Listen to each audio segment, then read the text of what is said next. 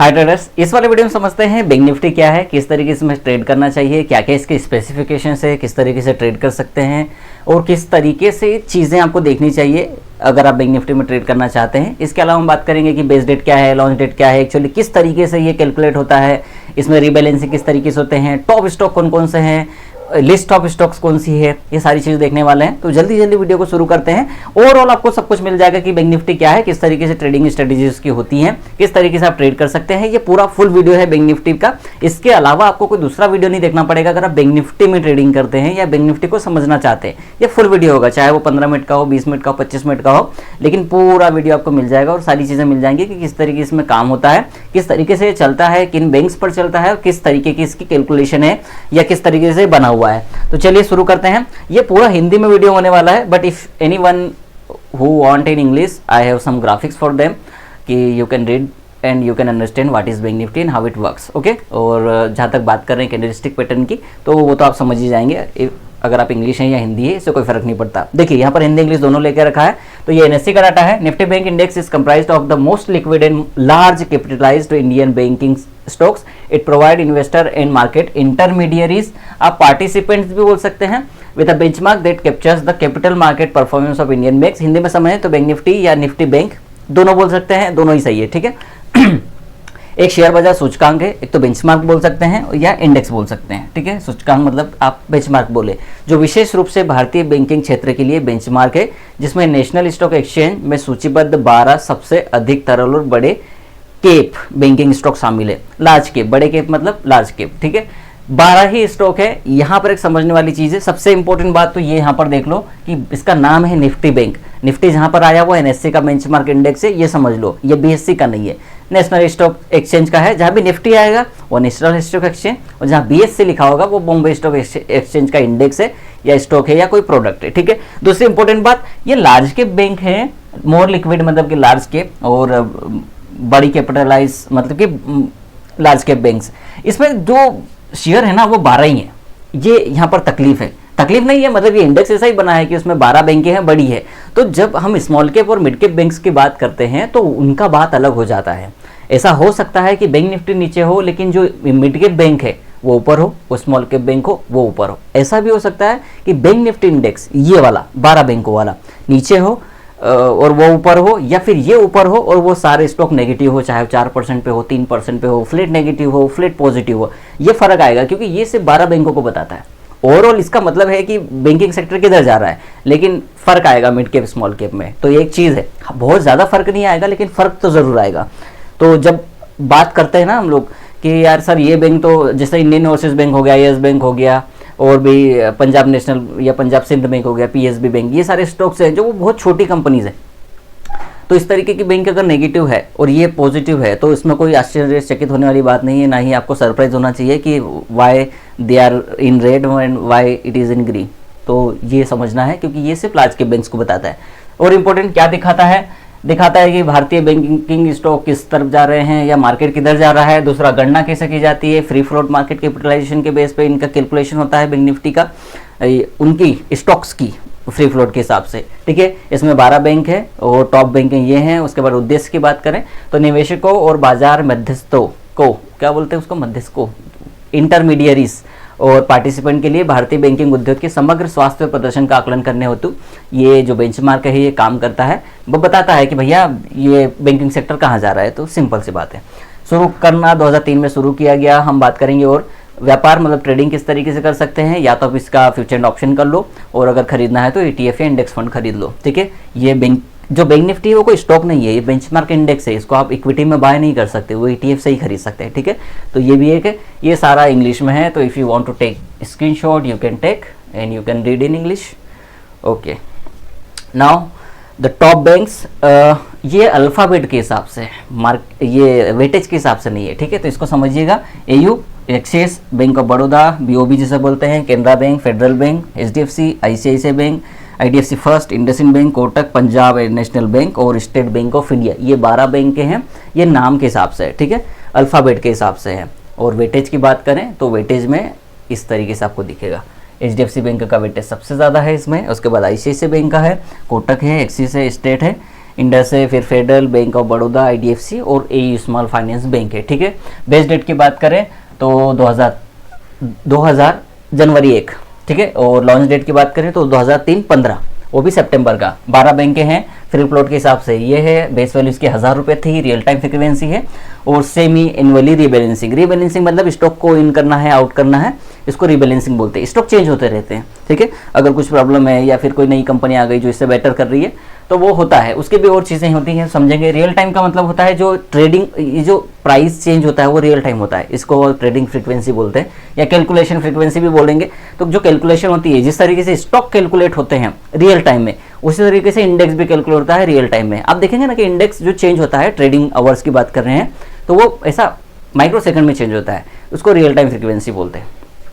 Standard deviation price return देख लीजिए, और ये रिटर्न है, और उसके बाद PE, PB और डिविडेंड यील्ड देख लीजिए, तो आपको चीज़ें और भी समझ में आएंगी। उसके बाद हम थोड़ी सी मेथडोलॉजी पे बात करते हैं, किस तरह से कैलकुलेट होता है, किस तरीके से बनता है, रीबैलेंसिंग किस तरीके से होती है। तो निफ्टी 500 NSE की 500 कंपनीज हैं, उसमें से 12 बैंकों को सिलेक्ट करते हैं, वो भी लार्ज कैप बैंक होनी चाहिए और FNO में होनी चाहिए, यहाँ पर लिखा होगा। और the company should form a part of banking sector. और दूसरी सबसे इंपॉर्टेंट बात तो है, क्योंकि बैंक निफ्टी है तो बैंकिंग सेक्टर के स्टॉक होने चाहिए, तो इसको इस तरीके से बोल सकते हैं कि टॉप 12 बैंकिंग स्टॉक, ठीक है। और उसमें भी इंपॉर्टेंट है कि FNO में होना चाहिए, future and option traded stocks होने चाहिए। ऑन द कंपनी या the stock should be minimum listing history of 1 month as on the cutoff date, और the company's trading frequency should be at least 90% in the last 6 month। Rebalancing की बात करें, time की बात, तो जनवरी 31 और जुलाई 31 date है, ठीक है। और इसको NSE इंडाइसेस लिमिटेड संभालता है या हैंडल करता है, ओके। अब थोड़ी सी हम चार्ट्स पर बात कर लेते हैं, ये बहुत इंपॉर्टेंट है, तो इसको समझिए। इसका 3 महीने का चार्ट है, इसको देखो, यहाँ पर लिखा होता है, जब भी मैं कोई चार्ट बताता हूँ तो या तो यहाँ पर लिखा होगा या यहाँ पर लिखा होगा। ये यहाँ पर 3 मंथ है और यहाँ पर भी 3 मंथ है।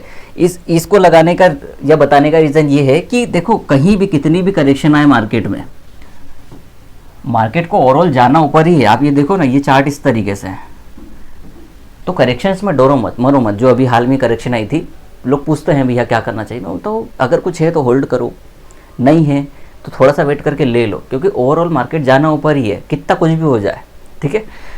ये है, ये एक सीख है, बहुत इंपॉर्टेंट सीख है। लोगों को ये बस ऐसा लगता है कि किसी ने चार्ट बता दिया और बता दिया कि भैया मार्केट तो ऊपर ही जानी ही है, उसमें दो राय नहीं है। उसके बाद भी लोगों के अंदर कन्फ्यूज़न है कि ले कि नहीं ले।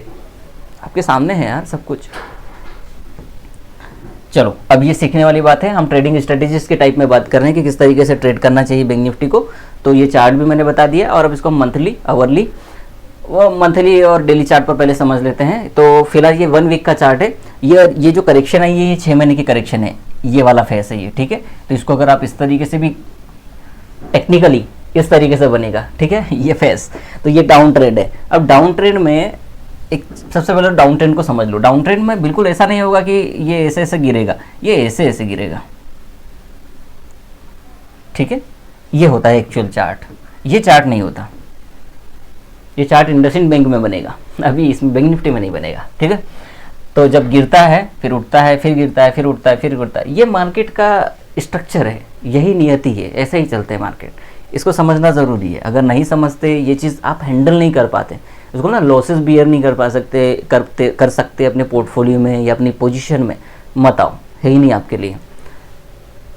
बुरा लगे तो लगे भाई, पर यही सही है, ठीक है। चलो, अब ट्रेडिंग स्ट्रेटेजीज की बात कर ले। तो हम चार्ट पर बात कर रहे हैं, तो चार्ट पर 3 ही तरीके से बात होती है। तो ट्रेंड लाइन के हिसाब से बात हो सकती है, चार्ट पैटर्न के हिसाब से बात हो सकती है, सपोर्ट रेजिस्टेंस की बात हो सकती है, और एक होती है कैंडलस्टिक पैटर्न। 4 तरीके हो सकते हैं, लेकिन सब एक ही चीज़ है, ठीक है। इसी को आप टेक्निकल एनालिसिस बोलते हैं। जहाँ तक शॉर्टिंग की बात है, ये मैं 6 महीने के बता रहा हूँ। इधर आएंगे तो 1, 2, ये लगभग 3, बहुत एग्जाम्पल है शॉर्ट करने के। तो ये जो चार्ट है, ये एक हफ्ते का है। एक कैंडल जो है वो 1 वीक की कैंडल है, ठीक है। ये भी वीकली कैंडल है। इसको समझिए, इसको बोलते हैं हम शूटिंग स्टार। इसको इन्वर्टेड हैमर भी ले सकते हैं, इसको मैं लॉन्ग लेग कैंडल भी बोलता हूँ।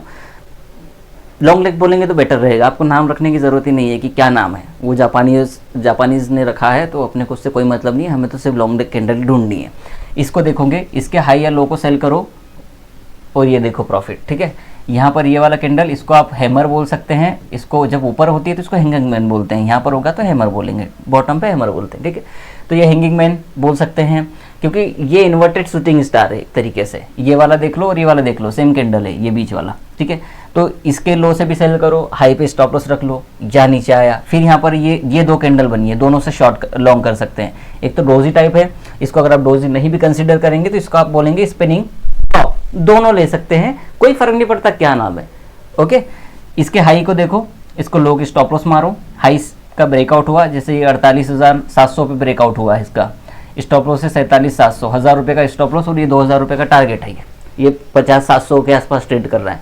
हो सकता है ग्रीन हो तो मार्केट ऊपर 300-400 पॉइंट बैंक निफ्टी ग्रीन हो जाएगा अभी जब भी ओपन होगा मार्केट, पॉसिबिलिटीज़ है क्योंकि लगातार एक हफ्ते से हम ऊपर है। तो और ये स्विंग हाई को भी हम निकालने वाले हैं, तो हो सकता है कि 52,000 जाए, तब तो 1:4 हो जाएगा वो, पर हम उसकी बात नहीं करते। तो 1000 रुपये का स्टॉप लॉस और 2000 का टारगेट, ये अच्छी चीज़ है। तो इस तरीके से भी आप वीकली चार्ट पर अपना एक ट्रेड प्लान कर सकते हैं, प्रॉफिट इस तरीके से भी हो सकता है। तो ये मंथली ऑप्शंस और मंथली फ्यूचर में इस तरीके से ट्रेड कर सकते हैं। ये पहली ट्रेडिंग स्ट्रेटेजी हो गई हमारी। अब बोलेंगे कि सर 1 वीक का चार्ट कैसे देखूं, 1 वीक का चार्ट बने तब ना, हो सकता है नहीं बने, है ना। 1 वीक की कैंडल नहीं भी बन सकती ना, जरूर हो सकता है कि एक कैंडल पूरा मोरोबॉज बन जाए और दूसरा छोटा बन जाए। तो अब उसके लिए क्या करना है, उसके लिए आप लगा लो डेली चार्ट। ये डी यहाँ भी लिखा है, ये 1 डे यहाँ पर भी लिखा है, तो आपको समझ में आ जाएगा कि कौन सा चार्ट है।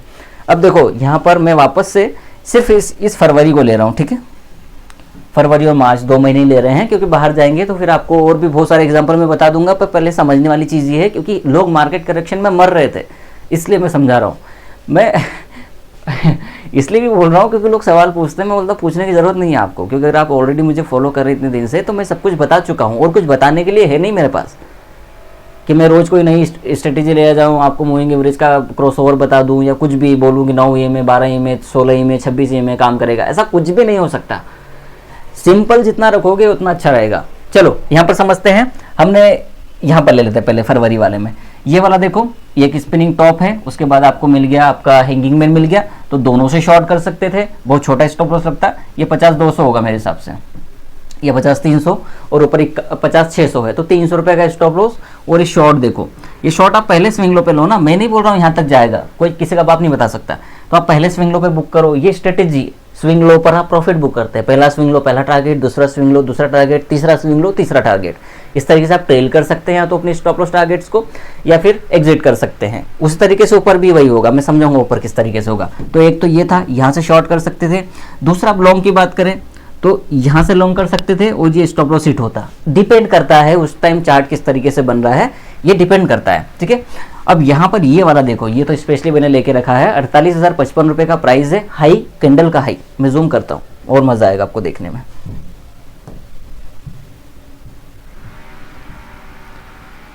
ये देखो, ये डेली चार्ट है, इसको लगा लेना अपनी स्क्रीन पे, कोई सी भी स्क्रीन पे, फोन पे भी चल जाएगा, ठीक है। तो 48,055 का प्राइस है, 47,722 रुपये, हम 700 रुपये लेके चलते हैं। 47,700 आपका लो हो गया, और आपके हाई की बात करें तो 48,050 या 55 मान लीजिए, ठीक है। तो ये टोटल 350 पॉइंट होते हैं। तो आपका जो रेंज है स्टॉप लॉस का, ये एसएल रेंज हो गया आपका 350 रुपये। अब ये देखो कि जब इसका ब्रेकआउट मिला तो ये किस तरीके से चला, ये टोटल 50,600 है, तो 500 पॉइंट वो मान लो आप, और 48,000 से 50,000 तो 2,000 पॉइंट आप मान के चलो, सिर्फ 2,000। 48,000 से 600 पे नहीं जा रहे हैं हम, तो 2,000 पॉइंट मान के चलो, तो 350 रुपये का स्टॉप लॉस है और 2,600 रुपये का टारगेट है, या प्रॉफिट पॉइंट है आपका। ये फ्यूचर पोजिशनल की बात कर रहा हूँ या स्टॉक पोजिशनल, क्योंकि अब मंथली स्टॉक नहीं यार, इंडेक्स पोजिशनल या पोजिशनल ऑप्शन, ठीक है। तो फ्यूचर के हिसाब से भी 1:6:7:8 इस तरीके का रेशियो बन रहा है, और ऑप्शन के हिसाब से तो मैं बोल रहा हूँ कि पैसा 3 गुना से 4 गुना हो गया होगा इस प्रीमियम पे, क्योंकि जहाँ पर 48,000 का कॉल अगर यहाँ पर 300 रुपये का होगा तो अब वो लगभग मान लीजिए कि 2,000 रुपये पहुँच चुका होगा वो ऑप्शन, तो वो भी 6 गुना 7 गुना पैसा, मैं 3 गुना 4 गुना की बात कर रहा हूँ, वो भी उतना ही पैसा दे रहा होगा। तो आपको वो चार्ट देखना है, अपनी स्ट्रेटेजी पे बिलीव रखना है, स्टॉप लॉस टारगेट को ध्यान में रखना है, जिसको रिस्क मैनेजमेंट या रिस्क रिवॉर्ड बोल सकते हैं आप, या रिस्क मैनेजमेंट बोल लीजिए। इस चीज़ पर ध्यान रखना है और बस कंटिन्यू अपने काम पर ध्यान देना है। कोई वीडियो नहीं देखनी है, किसी को नहीं देखना है, कौन क्या कह रहा है इससे कोई फ़र्क नहीं पड़ता, डोनाल्ड ट्रंप क्या बोल रहा है नहीं फ़र्क पड़ना चाहिए। अगर हमारे फेवर में बॉल आ गई, हमारे पट्टे पे बॉल आ गई तो वो पार जाएगी। ये सिंपल सा स्ट्रेटेजी है, बाकी टुक टुक करते रहो। ये है रियल स्ट्रेटेजीज, ठीक है। तो ये मैंने आपको कैंडलस्टिक पैटर्न समझा दिया। अब हम थोड़ी सी ऑप्शन ट्रेडिंग पर बात कर लेते हैं और फ्यूचर ट्रेडिंग पर भी बात कर लेते हैं। जैसा कि मैंने लास्ट जो निफ्टी 50 वाला वीडियो बनाया था उसमें मैंने 3 तरीके से बताए थे आपको कि आप 3 तरीके से ट्रेड कर सकते हैं। या तो आप कैश ट्रेडिंग कर लीजिए, तो कैश तो आप कर नहीं सकते तो आप क्या कर सकते हैं, ETF बाय कर सकते हैं। पहला ऑप्शन ये है। दूसरा ऑप्शन है कि आप FNO कर सकते हैं, ऑप्शन कर सकते हैं और फ्यूचर कर सकते हैं। ये 3 स्टाइल है इसमें, ठीक है। और ये जो पार्ट है ये हेजिंग के पार्ट है। अब पता मैंने ये हेजिंग क्यों लिखा है, वैसे तो ये नॉन है कि FNO में हेजिंग होती है, लेकिन जब हम इंडसइंड बैंक के वीडियो की बात करेंगे ना तो उस वीडियो में आपको समझ में आएगा कि हेजिंग क्यों करते हैं। ऐसे तो आपको समझ में आ गया कि हेजिंग क्यों करते हैं as a trader perspective, retailer के हिसाब से, लेकिन जब वहाँ पर बात करेंगे वहाँ बैंक टू बैंक बात करेंगे तो थोड़ा सा ये मैटर समझने वाला है।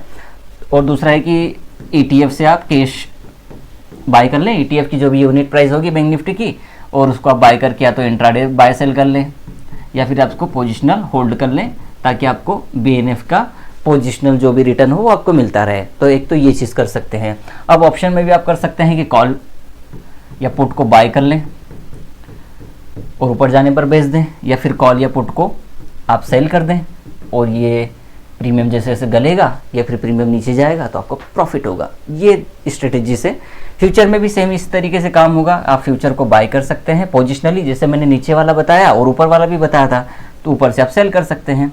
तो इस तरीके से चीज़ें हैं जहाँ पर आप काम कर सकते हैं बैंक निफ्टी में। अब ऑप्शन ट्रेडिंग उसी तरीके से काम करेगी जिस तरीके से मैंने आपको निफ्टी में बताया था, वो एक बार फिर से समझा देता हूँ। थोड़ा सा हल्का है पर निफ्टी का वीडियो देखेंगे तो सारी चीज़ें आपको फिर से समझ में आ जाएगी, ठीक है। ऑप्शन ट्रेडिंग में सबसे इंपॉर्टेंट चीज़ होती है ऑप्शन चेन और टाइम वैल्यू। ये मोस्ट इंपॉर्टेंट चीज़ें हैं, इससे ज़्यादा इंपॉर्टेंट कुछ नहीं है जब आप ऑप्शन ट्रेडिंग करें, क्योंकि ऑप्शन चेन आपको दिखाता है कि बायर सेलर कहाँ पर बैठा है। लेकिन यहाँ पर डिफरेंस क्या आता है जब हम मंथली एक्सपायरी और वीकली एक्सपायरीज में बात करते हैं, monthly expiry versus weekly expiry, यहाँ पर जो डेटा का शिफ्टिंग है वो बहुत अलग तरीके से होता है। वीकली एक्सपायरी में मार्केट शिफ्ट होते रहता है, मंथली एक्सपायरी में शिफ्टिंग नहीं होती, बहुत अलग तरीके से शिफ्टिंग होती है।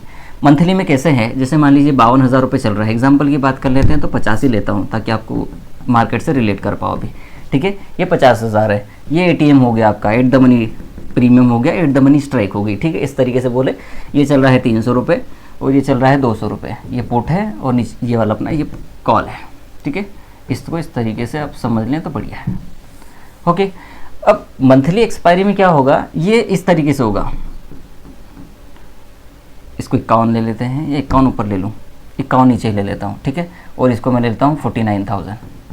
तो मंथली एक्सपायरी में जो प्रीमियम्स होते हैं या जो राइटर होता है, राइटर मान लीजिए प्रीमियम को बाद में लेते हैं, सेलर या बायर की बात कर लेते हैं, ठीक है। हम ये मान लीजिए कि 300 का कॉल है तो ये 200 हो गया, ऐसे एग्जांपल ले रहा हूँ तो थोड़ा समझना आप चीज़ों को। और ये पुट है तो ये रहेगा 300 रुपये या 350 रुपये, एग्जांपल है, ठीक है, कोई प्रीमियम कैलकुलेशन नहीं है, वो अलग तरीके से होगा।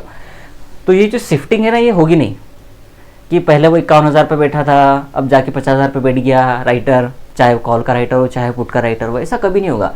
शिफ्टिंग बहुत स्लो होती है, ये 3,000 पॉइंट में शिफ्टिंग बहुत कम होगी धीरे धीरे। जैसे मान लीजिए यहाँ पर 1 लाख का ओपन इंटरेस्ट है, बहुत सिंपल चीज़ें बता रहा हूँ, 1 लाख मतलब मैंने एग्जाम्पल लिया है, ठीक है। और एट द मनी पे मान लीजिए कि 2 लाख का है और यहाँ पर मान लीजिए कि आपका 90,000 का है। इसी तरीके से इधर भी आ जाएगा। ATM पे मान लीजिए कि 3 लाख का बैठा हुआ है, इधर बैठा है 2.5 लाख और इधर 49,000 पे तो राइटर जाएगा नहीं, तो इधर 1 लाख इधर भी मान लेते हैं, ठीक है। इस तरीके से वो होता है। तो ये शिफ्टिंग बहुत कम होगी। शिफ्टिंग मतलब कि बढ़ना घटना बहुत कम होता है कि ये 2 लाख वाला इधर 2 लाख आ गया, इधर 4। ट्रेंड अगर बहुत ही पॉजिटिव हो गया जैसे भी वीकली चल रहा है तो ये बहुत शिफ्ट हो रहा है डाटा, ऐसा हमेशा नहीं शिफ्ट होता वीकली में, लेकिन माफ़ कीजिए मंथली में, मंथली एक्सपायरी में इस तरीके से डेटा शिफ्ट नहीं होता। और जो वीकली एक्सपायरी है उसमें सीधा फटाफट शिफ्ट होता है क्योंकि एक्सपायरी आने वाली है तो राइटर को चाहिए पैसा, तो वो शिफ्ट होता है बहुत जल्दी, इसलिए वो प्रीमियम जो वीकली के होते हैं बहुत तेज़ बढ़ते घटते हैं और मंथली के उस तरीके से नहीं बिहेव करते हैं। ये बारीक लाइन है, इसको समझना ज़रूरी है, तो इसको समझ लीजिए। तो वही जो मैंने निफ्टी में बताया था उसी तरीके से ऑप्शन चेन चलेगी। अगर मार्केट नीचे लगा गिरेगा तो आपको ऑप्शन चेन दिखाएगी कि जो पुट के ओपन इंटरेस्ट है वो लगातार बढ़ेंगे और शिफ्ट होंगे नीचे की तरफ। ऐसा होगा। कैसे होगा? जैसे मान लीजिए अभी चल रहा है 50,000, ठीक है, और ये यहाँ पर हम 48,000 ले लेते हैं, ठीक है, ये कॉल का ही है, ये स्ट्राइक है इस तरीके से। तो ये इस तरीके से पुट ऑप्शन का ओपन इंटरेस्ट, जैसे ये 2 लाख है तो ये 1 लाख हो जाएगा और 90,000 वाला 2 लाख हो जाएगा, ठीक है। फिर ये 90,000 हो जाएगा और ये 2 लाख वाला 3 लाख हो जाएगा और इससे ऊपर वाले में तो 8 लाख बैठ जाएगा। ऐसा बढ़ेगा और ये वाले तो घटते ही जाएंगे, शिफ्ट भी होंगे और घटेंगे भी। जैसे ये शिफ्ट इधर होगा 3 लाख, ये 3 लाख है तो इधर 1 लाख की जगह 2 लाख हो जाएगा, ये तो 90,000 हो जाएगा साला। और यहाँ से ऊपर वाला जो होगा उस पर 3 लाख हो जाएगा और ये घटेगा भी और नीचे भी जाएगा। इस तरीके से शिफ्ट होता है डेटा। ओके, तो इस तरीके से आप ऑप्शन ट्रेड कर सकते हैं। फ्यूचर का तो कोई ट्रेडिंग स्टाइल है नहीं। फ्यूचर में तो सिंपल वही है कि आप अपनी कैंडलस्टिक पैटर्न पर ध्यान रखें और उसी पर ट्रेड करें। 3-4 कैंडलस्टिक पैटर्न फेवरेट है मेरे और मैं कहूँगा कि आप सब लोग इसी पर ध्यान दें। हालांकि ये वाला भी बहुत अच्छे से काम करता है, जिसको आप मॉर्निंग स्टार और इवनिंग स्टार बोलते हैं। इसको अपोजिट कर लोगे तो इस तरीके से बन जाएगा, ठीक है। ये भी बहुत अच्छे से काम करता है। तो ये 5 ही है। इसमें ये मैंने ले लिया ना, हैमर और हैंगिंग मैन सेम चीज़ है, ठीक है। इधर बनेगा तो हैंगिंग मैन, ये चार्ट है इस तरीके से मान लीजिए, ठीक है। ये वाला चार्ट है तो इधर हैंगिंग, इधर हैमर, इधर hanging man, spinning top spinning bottom दोनों जगह सेम होता है, उसमें कोई दो राय नहीं है। और एक शूटिंग स्टार भी ले लीजिए, यही इसमें कुछ भी नहीं है, बस इन्हीं के स्टॉप लॉस टारगेट आप लीजिए। ऊपर भी इस तरीके से, ऊपर में आपकी एंट्री ये होगी और ये आपका स्टॉप लॉस हो जाएगा इस तरीके से, और नीचे में भी ये आपकी स्टॉप लॉस हो जाएगी और ये आपकी एंट्री हो जाएगी। कुछ भी नहीं है बैंक निफ्टी में भी, क्योंकि मंथली है तो और ज़्यादा ऑप्शन चेन बताने की ज़रूरत नहीं है, वरना मैं इसमें बताता 40-50 मिनट का वीडियो बनाता, पर कुछ है नहीं खास। वो निफ्टी वाला वीडियो ही आप एक बार देख लेंगे तो आपको सारा खेल समझ में आ जाएगा कि मार्केट किस तरीके से बिहेव करता है। कोई श्योरिटी या गारंटी नहीं होती कि 100% उसी तरीके से बिहेव करेगा, लेकिन आपको मोटा मोटी मार्केट का ट्रेंड तो पता ही चल जाएगा कि कहाँ जाना है, तो आप बच सकते हैं। पैसा बनाना दूसरी बात है, लेकिन बच जाना दूसरी बात है। एक होता है ना कि हम लेंगे ही नहीं, वैसा है। अगर हमें लग रहा है कि समझ में नहीं आ रहा है तो भाई छोड़ ही दो, पर वो समझ में नहीं आ रहा है मार्केट, वो भी समझ में आना चाहिए कि समझ में आ रहा है कि नहीं आ रहा है। तो वो कैसे पता चलेगा? एक्सपीरियंस से चीज़ें समझनी पड़ेंगी, ऐसा है। तो बस यही है, निफ्टी बैंक पूरा 12 बैंकें होती हैं, वो जिस तरीके से चलती है उस तरीके से मार्केट चलता है। और 12 बैंक सिर्फ लार्ज कैप होती है और अभी एफएनओ में लिस्टेड होती है, फ्यूचर एंड ऑप्शन ट्रेडिंग होती है उन स्टॉक्स में, तभी वो 12 में आते हैं। 6 महीने में रीबैलेंसिंग होती है, अगर होनी होती है तो ट्रेड करो, आराम से करो, स्टॉप लॉस टारगेट लगाओ, रिस्क रिवॉर्ड का ध्यान रखो। रिस्क रिवॉर्ड सबसे इंपॉर्टेंट है। 1:3 1:4 अगर आप रखते हैं, आप महीने में 10 भी ट्रेड लोगे, अगर उसमें से 6 ट्रेड भी चल गई तो मंथ में आप जितना प्रॉफिट एक्सपेक्ट कर रहे हो ना उतना होगा। जैसे मान लीजिए 1 लाख पे 20% अगर आप एक्सपेक्ट कर रहे हैं तो वो होता है, अगर वो रिस्क रिवॉर्ड सही है तो। और भी काफ़ी चीज़ें होती है, आपका ब्रोकरेज क्या लग रहा है, क्या चीज़ें हैं, किस तरीके से आपका ट्रेडिंग स्टाइल है, आप स्कैल्पिंग करते हैं या आप सर्टेन ट्रेड करते हैं। मैं बोलूँगा स्कैल्पिंग ना करें, तब तक ना करें जब तक आपको चीज़ें समझ में ना लगे। स्कैल्पिंग बहुत डिफरेंट चीज़ है, ज़्यादा लोड ना मारें, सिंगल लोड पर पहले ट्रेड करें, फिर 2 लोड पर ट्रेड करें, फिर 3 लोड पर ट्रेड करें, और फिर अपने कॉन्फिडेंस को बिल्डअप करने के बाद फिर आप 10, मैं कर रहा हूँ कि अगर आप 5 या 10 लोड पर भी ट्रेड करते हो बहुत है, बहुत मैक्सिमम बता दिया मैंने। इससे ज़्यादा लोड पर ट्रेड करने की ज़रूरत नहीं पड़ती एक ट्रेडर को, अगर वो सही से काम करना चाहता है और प्रॉफिटेबल बनना चाहता है। वरना लालच का कोई अंत नहीं है। आप आके पहले दिन 100 लोड मान लीजिए, फिर उसके बाद कुछ भी नहीं बचेगा आपके पास और आप छोड़ ही दोगे मार्केट, पहली बात तो, ठीक है। तो मार्केट को बुरा कहने से अच्छा है पहले अपने दिमाग को थोड़ा सा मशक्क़त करवाइए, ताकत करवाइए, चीज़ों को समझिए और फिर काम कीजिए। शेयर मार्केट आसान नहीं है लेकिन अच्छा है, इसमें कोई बुराई नहीं है। वीडियो अच्छा लगा तो लाइक करें, शेयर करें, फॉलो करें। Thank you for watching.